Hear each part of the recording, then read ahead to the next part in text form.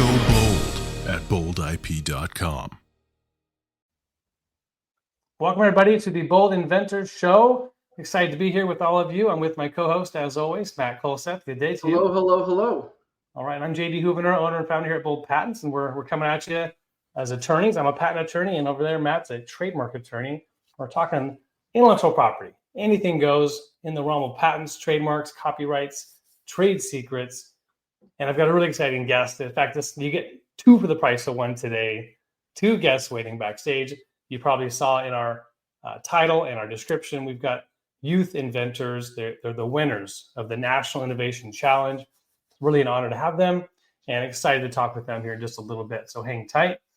While we are attorneys, this is not going to be a confidential discussion, as you probably guessed, being a part of a broadcast. So do not share confidential information, but please feel free to ask questions. We're going to give legal information, talk about lots of cool stuff here on our show, and you're welcome to ask our lovely guests questions if you have any too. We will prioritize the live questions. And let me just throw up our legal disclaimer. Matt, how was your Thanksgiving, my friend? It was wonderful. We spent it with friends and family.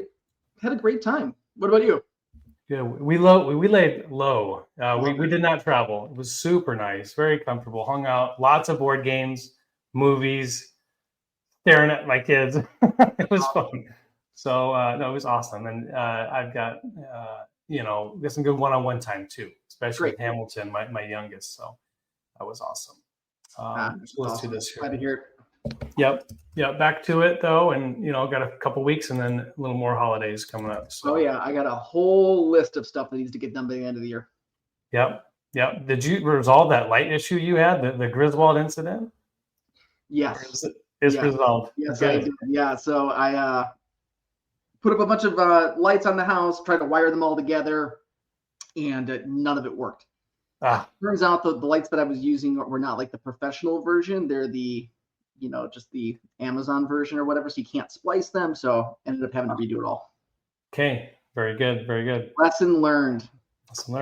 Bench test your lights before you spend hours putting them up. Worst of the See, we're not only offering intellectual property advice and information, we're giving away life lessons. Yeah, life lessons, installation of Christmas lights, lawn care tips, marriage therapy, whatever you need. All right, let's do 4 questions today. I don't want to keep our guests waiting too long. I had 8 come in. It's been a busy week for questions. A lot of people asking stuff, but we'll do our top 4. This one should be short and sweet here on the patent side. I just pulled it up, but it's a good one. This talks about a patent that gets issued, and whoops, the name is wrong on the patent. If it's misspelled, does that invalidate the whole patent? The answer is no. Thank goodness.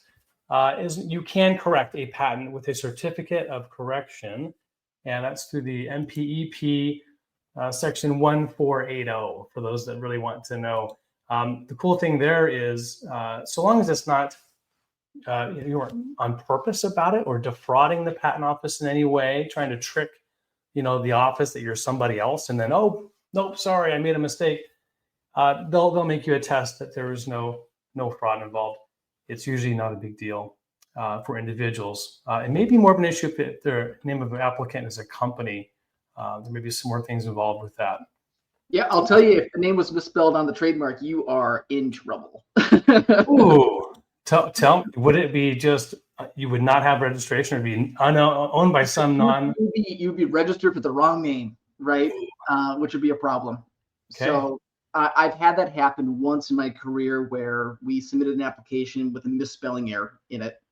And then we went to go submit the specimen, so the proof of use for the application, right? And the examining attorney noticed that they were spelled slightly differently. But the good news there was that because it was just like a one vowel change, they were able to amend the application because it didn't have a commercial impact on people viewing. It was still an application. Yeah, so it was still okay to change it at that point. Oh, I just got under the wire. Well, that's good, but yeah. Scary though. Yeah, I thought I was going to be eating the cost and refiling. All right, here's a long one going your way on the trademark side. It's an Etsy seller. Let's see if I can pull the whole question up. I have a design consisting of a drawing with a phrase I want to sell on Etsy. I kind of want to trademark the phrase, kind of want to. and it's unique and could be the main feature of my brand. If this business is successful, however, I know it can take up to a year at least to get something trademarked, registered. In the meantime, how can I sell my design in a way that lets people know the trademark is on the way to deter them from stealing my phrase? Is it risky to do, or should I just wait? Yeah, no, good question. So as soon as you submit that trademark application to the United States Patent and Trademark Office, you have pending trademark rights. So you'll have a application serial number at the USPTO, and that application is basically going to just hold space for you until the trademark registers. So from a user standpoint, from a trademark owner standpoint, use the TM symbol, right? That kind of alerts people that you have pending trademark rights, or you believe you have some sort of unregistered trademark right. And then ultimately, when you do register, throw the circle R on the branding and go from there. Very good. It reminds me, I should change the logo on our live stream. I've got a TM. Yeah, you should. Let's get that updated, man. Let's go. In a few years. Thank you. I appreciate that question. Okay, and anyone watching live has any questions, feel free to plug those in now. This is your shot for Q&A. I'll move on to our next patent question that came in from Cora over the week. Asking about the differences here between, and this is on the licensing side, between exclusive patent license agreements and a non-exclusive one. It's a great question, and I will say right up front, we don't generally work on licensing agreements. We just brought on an attorney that does some of this, so we don't have a whole breadth of experience. We usually focus on just getting bold patents, right? But when you get into a licensing agreement, the cool thing is with patents, you get 4 big rights: the right to make it, use it, sell it, and import it. So you get to prevent anyone in the country from doing those 4 things. And so you get to license those 4 if you want to transfer the rights to another party or multiple parties. So exclusively, this means you're locking in on one. You're saying you're the only manufacturer that is going to be allowed to use or to be allowed to make this product in the country. If you do that, you're putting a lot of eggs in one basket. And so I would say, Matt, you can help me with this, but I would say you want to make sure there's a performance clause that if they decide to shelf this and not make it, you're going to be able to get out of the contract, and just watch it. You have to manage it more. The big upside with exclusive is that usually they are on the hook for infringement protection. So if there is an infringement down the road, they may be able to, contractually obligated to help you enforce the rights because they're really vested too. You're the only manufacturer that's able to sell it. Non-exclusive, as you may guess, is where there's not an exclusive deal. You have multiple manufacturers, multiple retailers, and you can still make royalties from any of them. So that's the main difference there. Matt, anything on the trademark side to mention? No, very similar, in the sense that exclusive license, you can license the brand to just one group or one individual. And then if you have a non-exclusive license, then you can have multiple sellers or users of the brand. Yeah, same thing. Yep. And to be fair, I do not do these sorts of licensing agreements typically. Right. Typically, that's going to be a business attorney who does litigation too. You bet. Yeah, it's more akin to contract. It's a contract, honestly. It just basically moves around, changes the federal rights that we help entrepreneurs get. Yep. Okay, last one. Our 4th question here. This is back your way, Matt. If I make a logo for someone and it's for their business on the clothes they sell, is it a one-time fee to buy the logo, or can it be a small percentage of each piece of clothing sold? Someone trying to get royalties. Yeah, what does that look like? I really, this question all the time, get this all the time, right? Right. And typically we're going to be defending the trademark owner, who in this case would be the business that's selling the shirts, right? And we're going to be trying to lock in some sort of agreement for the individual who made the logo for them. You can structure this however you want to structure it. It's a free country, last I checked, and if you have a contract that says that you get 5% royalties, for any sale, then that's the contract.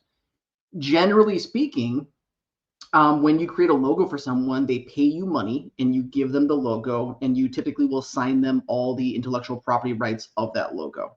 Right. I'm the artist, and you're buying that. I'm buying it from you, and I'm not just buying the rights to use it. I'm buying the intellectual property rights. So it's no longer yours; it's mine, right? Okay. And that's called a work made for hire agreement. And it's a contract, part of contract law. And I advise any client who's getting a logo created to make sure that you are entering into a work made for hire agreement. A legitimate logo developer maker will have a contract that will specifically call out a work made for hire agreement in the agreement itself. If they don't, I would have real concerns about using that individual to create a logo for my business. Yep. If you went with like a company like 99 Designs, if people are familiar with that, that's like a online third party website. I've gone and looked at their legal services agreement, and you do have work made for hire protection. There you go. Like that. Once that transfers, it is yours, not just the thing, it's the IP that goes with it. Like you said, it's a final purchase. Great answer, Matt. Good stuff. Yeah, and then a last thing I will say too is typically, the artist is going to be able to display the logo in their portfolio. That's pretty standard that, if I'm a logo designer and I want to kind of show off some of the logos I've done for clients in the past, then, they typically have the right to display that logo as, evidence of what they've created in the past. However, a good logo designer will wait until the company goes to market before they put it on their website. I've seen that happen multiple times where the, owner of the company is having this big reveal party, coming up in a month or two, right? They're putting a ton of money into marketing, branding, ready to go. And then their logo developer just kind of, post it on Facebook. Whoops. Right? Whoops. The branding. Yeah. So that's not, we don't want that to happen.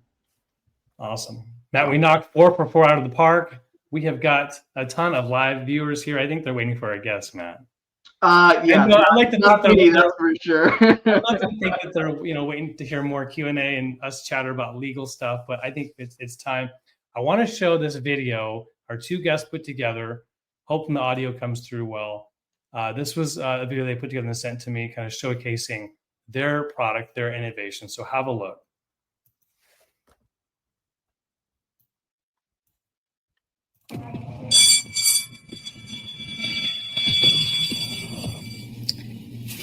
Oh,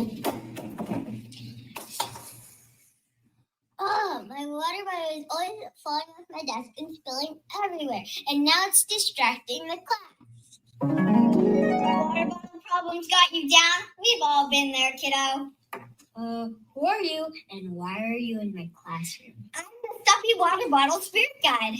What's a Suppy Water Bottle? Why, it's the solution to all your water bottle problems. The Suppy Water Bottle is the first water bottle for kids that sticks to your desks and making sure that you'll never have a spill or distract the class again. Really? How does it work?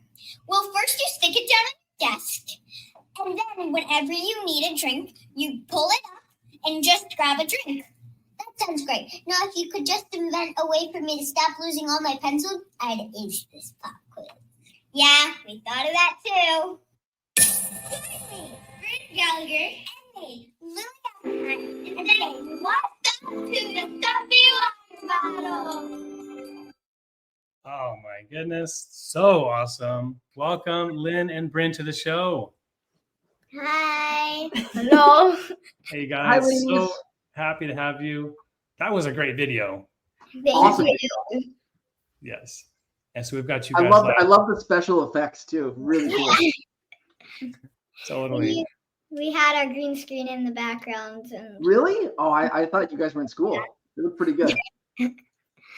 Well, I'd love to start by hearing about, your inspiration. What got you started thinking about water bottles? I mean, was it really a horrible spill that happened in class? Who spilled the water on the floor? so the day before, we started figuring out the problem that we were gonna do. Someone's water bottle knocked down, and everybody had to stop what we're doing and had to clean it all up. And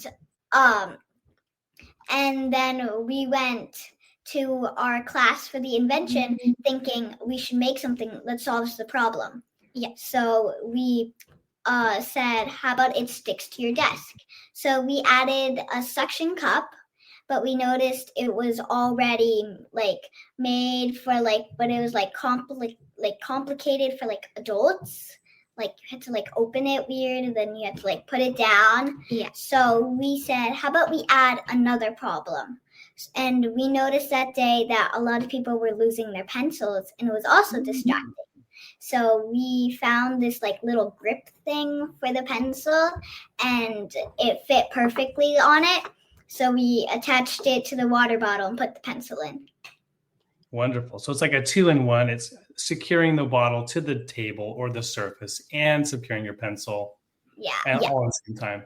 Of course, there's water in there too. Don't forget. Yeah.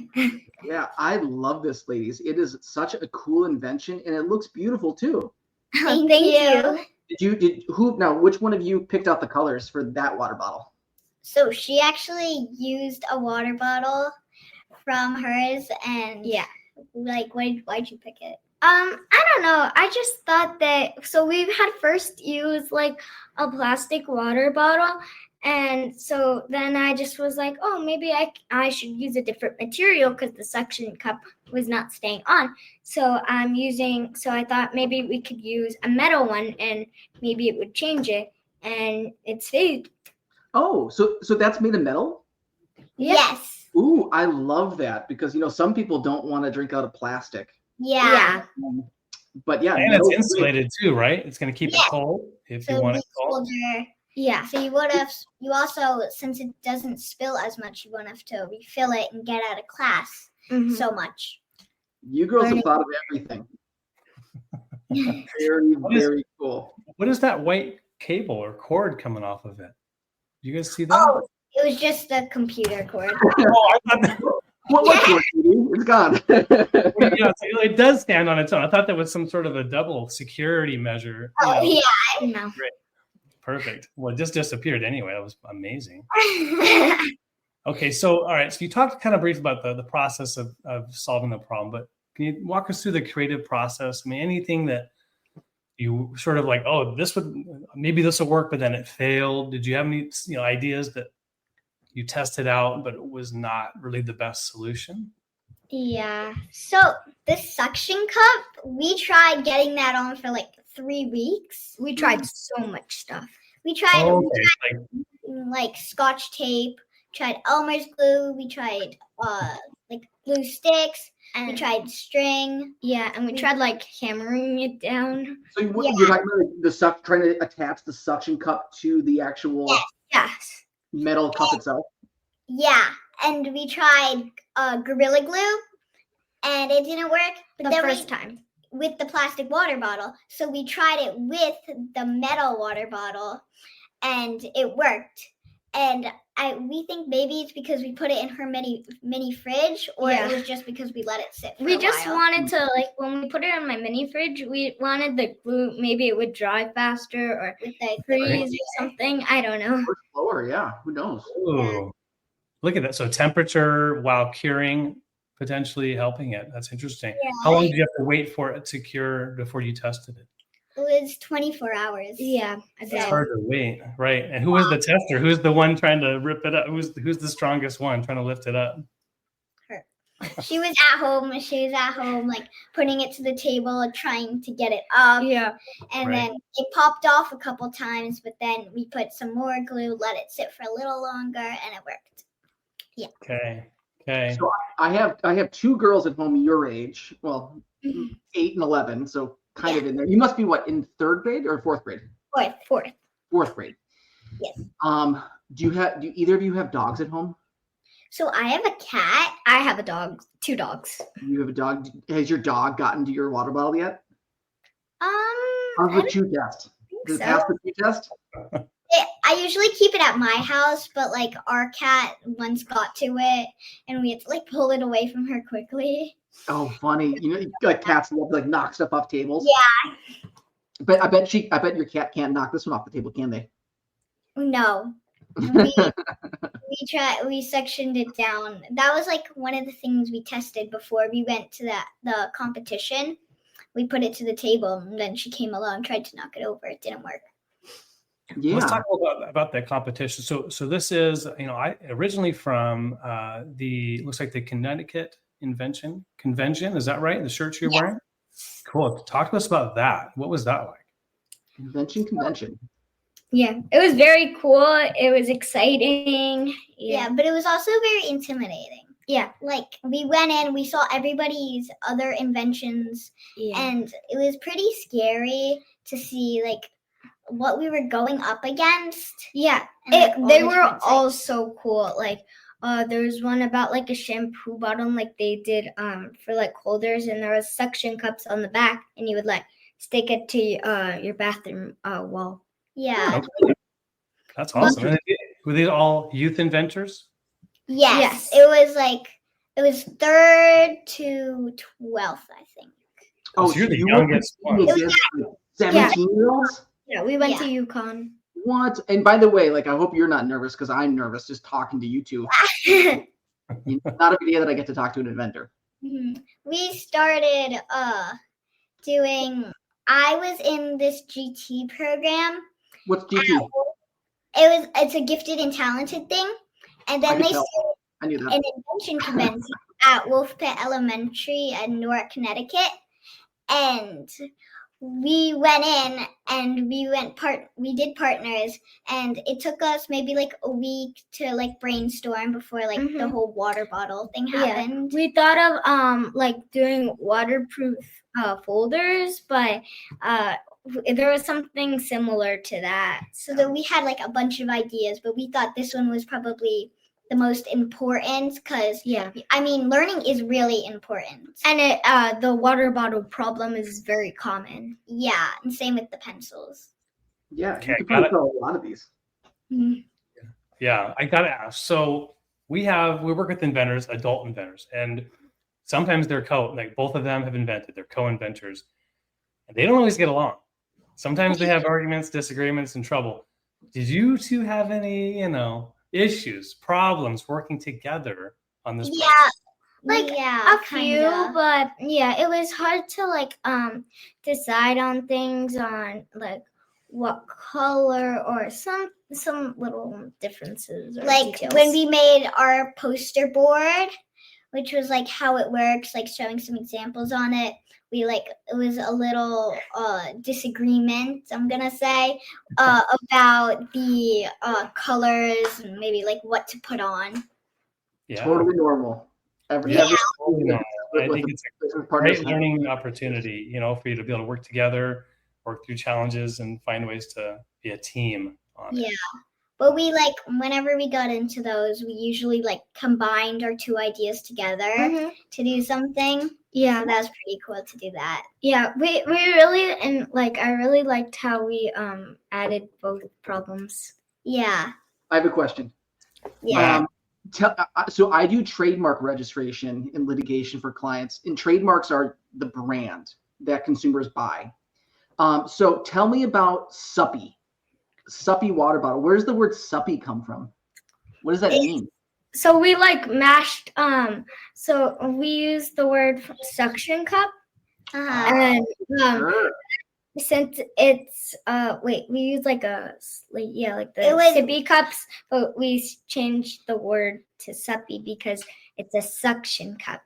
I love it. So you took two words that are both kind of descriptive of what the product does. One, it's kind of a sippy cup, and it's got some sort of suction to it. And you said you could find those two together and made suppy. Yeah. Brilliant. I wish you were my clients, because then I could share your experience with all the other clients and be like, hey, this is how you do it, right? You combine words together to make really suggestive and interesting trademarks for your products. Yeah. Good job. Yeah. Was that hard to do, to find a brand? Yeah. We were gonna do something that describes us or something, or just a fun and catchy name. Yeah. But then one day, I think when she brought the suction cup from her brother's sippy cup, we combined those two. We were like, how about we combine the two words together? Because it's kind of like a sippy cup, but it also has a suction. So we took the S and the U from the suction, and now it's suppy. Yeah. So that's really cool. One thing that I try to get clients not to do is call their products what they are. So if you said, hey, this is my suction water bottle, or this is my sippy cup water bottle, we couldn't actually register those as trademarks because they're descriptive of what the products are. But you did something really clever. You came up with your own name for the product. And people who see that name, Suppy Water Bottle, you know, if they're a little bit smarter than me, they're going to figure out that it's a combination of suction and sippy. So way to go. Good job. Thank you. Thank you. Yes. All right. Well, I wanted to hear about the National Innovator Challenge, and because that's how we first heard about you both. And so they put you up on the national level, right? Was this after the convention? You got to go to the National Innovation Challenge? Yeah. Okay. Was that scary to be on a video? Were you in front of anybody in person? What was that like? So it was a little less scary because we already experienced doing it in front of the judges. And we're really good at making presentations like on Canva and stuff. Yeah, it's really fun. And so we put Want to come work for JD? Because JD loves Canva. I do. I spent a lot of time there. But go ahead. Tell your story. So you did some of that yourself. Cool. we put the information, but we also made it like animated and stuff. So, and when we were at the finals, like in person, we stood out a lot because we did like a role-playing presentation. Yeah. So she was like a student and I was like explaining how it works to her. Yeah. And it was like a fun, like interactive.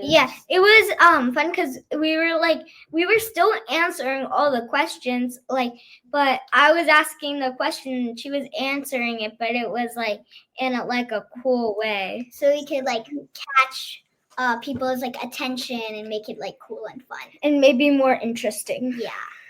Well, it seems like it worked because you won, right? Congratulations. That's awesome.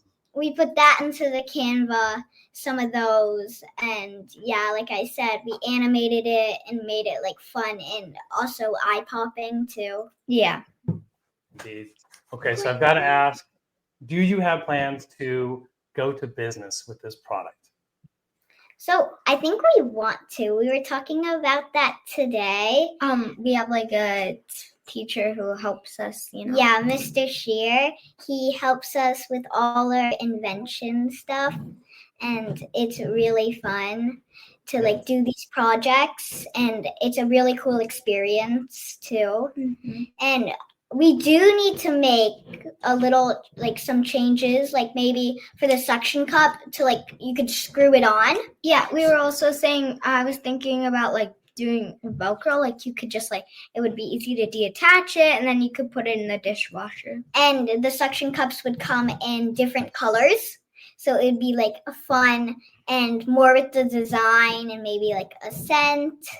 But we do have to make it put in the dishwasher. Right now it's like kind of hand washing with the glue. Yeah. So we have to solve that problem. I wonder if you could like create so you have your metal bottle, right? Yeah. And then your suction cup, I wonder if you could have that produced so that it actually went over the metal container and it had the suction at the bottom, so you could take it off and on pretty easily. Yeah. Yes. And I don't know, I think it'd be really cool too if you had like multiple colors and so you can mix and match. Yeah.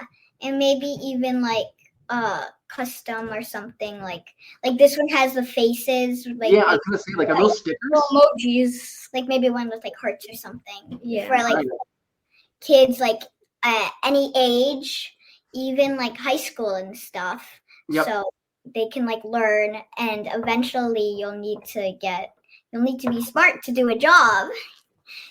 And so Well, you could be a boss and you could find someone to do the jobs for you. I mean, you guys have got a lot of leadership just in the way I can hear your way that you speak and have confidence.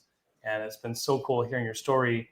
I will say, to put a little plug for patents in here, if you ever wanted to know about patent law, we'd be happy to help do an evaluation. There's two main things to look at. Is on the utility side, you want to see what the functionality is. If it's actually a novel or new function, being able to secure, like you said, both the suction as well as holding the pencil or a writing utensil. That could be something, to combine and maybe worth pursuing a utility patent for.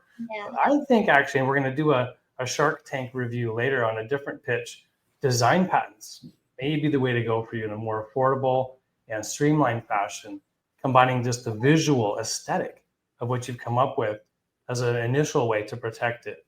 So we'd be happy to do a complimentary initial legal consultation following this interview if both of you ladies would like to. Yes, that would be really fun. Yeah, and really cool to do that. Awesome. Well, and we would have to involve your parents in terms of any legal agreements, but we'd be happy to work with you on that. If you'd like to stay backstage, we're going to go to our next segment here in a little bit. We can review the Shark Tank pitch together and get your opinion on it too. Unless you have to go back to class, to stay a school day, or do you have the day off? So this is after school. They're from the East Coast, Connecticut. Oh, that's right, Connecticut. Of course, that's right. Yeah. We're not interrupting your snack time, are we? No. Okay. All right. Well, cool. We'll hang out backstage. I'm going to share my screen. But thank you so much, Lily and Brynn. Applause for you both. Incredible job putting this together. It was so fun being here. Yeah. Yeah, Okay. you guys are famous. It's not easy. I guess not famous kids.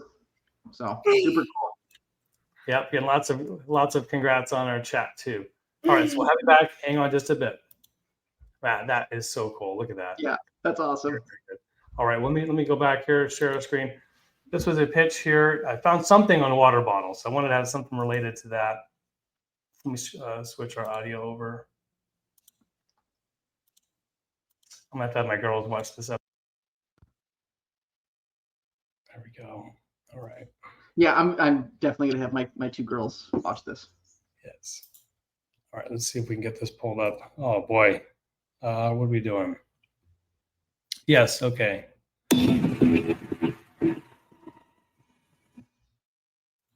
Almost there. All right.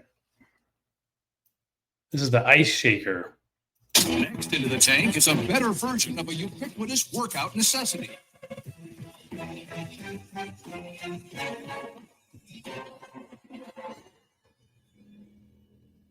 What's up, Sharks? My name is Chris. I'm from Dallas, Texas. Yeah. And my company is Ice Shaker. I'm here seeking $100,000 for 10% ownership in my company. Sharks, as you can tell, I work out. Growing up in a family of 5 boys, being the shortest meant I had to be the strongest. Anyone that hits the gym knows what a shaker bottle is all about, and I was no exception. I had cabinets full of them. They were all exactly the same. A cheap, plastic, uninsulated bottle that would either leak, break, or smell awful after a couple months. So I fixed all these problems. Introducing the Ice Shaker. The Ice Shaker is a double-wall, vacuum-insulated shaker bottle that will hold ice for over 30 hours in a 75-degree room. The insulated bottle does not sweat. And here's my favorite part. The Ice Shaker is a kitchen-grade stainless steel, so it doesn't absorb odor. So here today with me to help demonstrate the product are some people you might recognize. Bros! Let's go!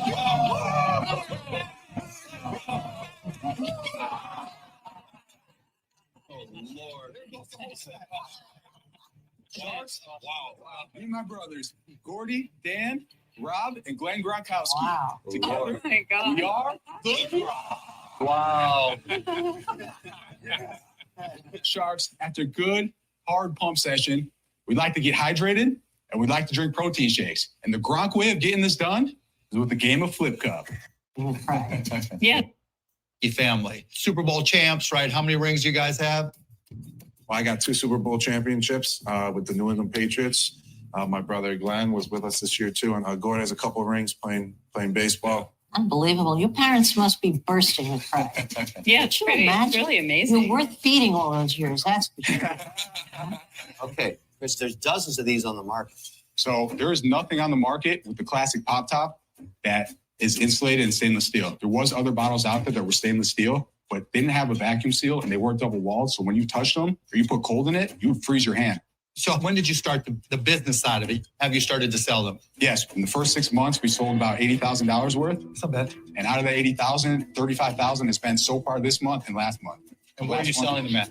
So right now we're selling them on our website. We're selling them on Amazon. We're in a few retail stores, and we sell them at fitness expos. What's the retail price of the bottle? So the bottle is $25. What was the And your cost? cost of making it? Our costs to make them are right around $5 landed. Our margins are huge. At retail, they're 80%. What competitive advantage do you feel like you have over others? I'm first to market with it. We already have great reviews online. The product's selling itself. We put very little marketing money into it at all. Why is your name not on it? I wanted to build a product that people wanted. I didn't want it to be, every time Rob posted, it sold, and that was it. I wanted to make sure it was something out there. But couldn't you call it like the grump shaker? Yeah, Right? Right. Word, so I got to stand by that. So Who's Mark? here's the thing. I gave Mark my word, so I got to stand by that. So I'm going to back my partner on this one. So, Lori just got thrown under the bus. What are you going to do? I'm pretty firm with the valuation. Would you guys do the 150 for 15%? Yeah, we'll do it. All right, you got a deal. What do you think? Ice Surprise, shake. surprise. Pretty descriptive, yeah? It's very descriptive, and that's why they have a supplemental trademark registration. So See?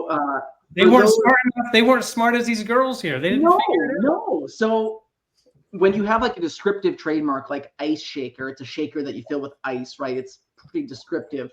Yeah. Sometimes the government's not going to allow you to register your brand with them. And so as like a consolation prize, you're like, good luck next time. They allow you to register on the supplemental database. What's interesting is that, this ice shaker product and application goes back all the way to 2016. So after 5 years of use, and JD, I'm sure will tell us here shortly if they're still in business, but after 5 years of use, if you're on the supplemental database, typically you can reapply. When it's time to renew the trademark, you'll reapply for the trademark on the principal registration. And it doesn't look like they've ever done that, but yeah, pretty descriptive trademark. I like Suppy Water Bottle way better. JD, what do you got? Yep. So they did. The update here is they're still in business. Goodness. They need to talk to a trademark attorney. They do. They need a good one. Matt, do you know one? I know a couple. Okay, very good. I'm joking. Their update here, let's see if I can pull it up. They have $3 million in revenue every year. Wow. And this is a water bottle. They've got lots of branding. Look at all the licenses, officially licensed products. Yeah, they definitely need to reapply for the trademark and get on that principal database. Yep. Now, if they're doing $3 million a year, that's a lot. Yeah, I love Derek Jeter's question. What sets you apart, right? What makes you unique? And he didn't answer at that time, hey, I've got a novel, I've got a patent on it. He did. He got a design patent. And you can see these have a lot of the same look with the ridges on the top, kind of similar, but there is a unique distinction. And let me share that design patent with you all. This is an issued design patent. You can tell it's a design patent because of the letter D up top. This was issued a few years back in 2019. Design patents are good for 15 years. And there it is, Mr. Christopher Gronkowski for a cup. And for design patents, you own just the way it looks. You don't actually own any functional utility, but there it is. So they've got a distinctive, that circumferential ridge. Hard to believe that this was unique enough, but design patents can be quite specific. So it can be a good way to go to protect your invention if it's something relatively simple. So that's kind of why I was suggesting maybe design patents for the Suppy water bottle. Yeah. But You know a good patent attorney? I do. Check out Bold Patents. We're happy to help inventors. And, it's awesome. You do not have to be an adult. You do not have to be 18 years old to be a named inventor in the U.S. So these two might be the youngest inventors then.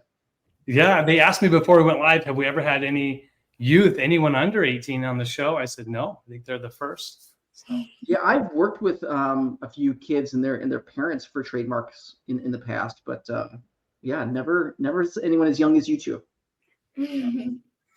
Well, let's see. Any other thoughts on the Shark Tank pitch with them? I think what do you girls think? I thought it was pretty cool how he also brought out his family. Yeah. Did you recognize one of his brothers? Yeah, I think one of them looked pretty similar, but I don't. Yeah, his name's like Rob Gronkowski. He's like a pretty famous football player. Got it. Yeah. Exactly. Well, and I think even though he's a brother, go ahead, say. What were you gonna say? Well, I know that when we were inventing our water bottle, that our family was always like so supportive and like making the process. And I thought that was really cool how they made it all together as like a family. Yeah, me too. Absolutely. Well, and it doesn't hurt to have a little celebrity, help in terms of marketing.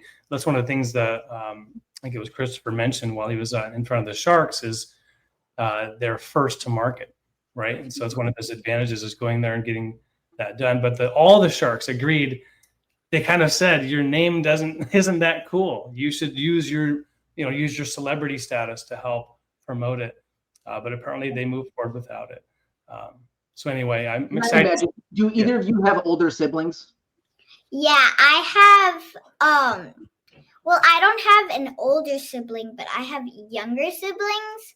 I have a sister, Mia, who's 7, and Zoe, who's 2. Okay. Yeah, I have a little brother. Yeah. Sometimes it's nice to do your own thing, isn't it? Not have your siblings involved. I feel the same way sometimes too. And it's really fun with friends too. Yeah. Yes. Wonderful. Well, thank you again, both of you, young ladies, Lily and Brynn, for being on our Bold Inventors Show. Matt, thanks for being with me today. For all you out there, thanks for your comments, questions, cheering on youth innovation. We'll be here next week at 1:30 Pacific for our live broadcast. Go big, go bold, everybody. Bye, ladies. Bye.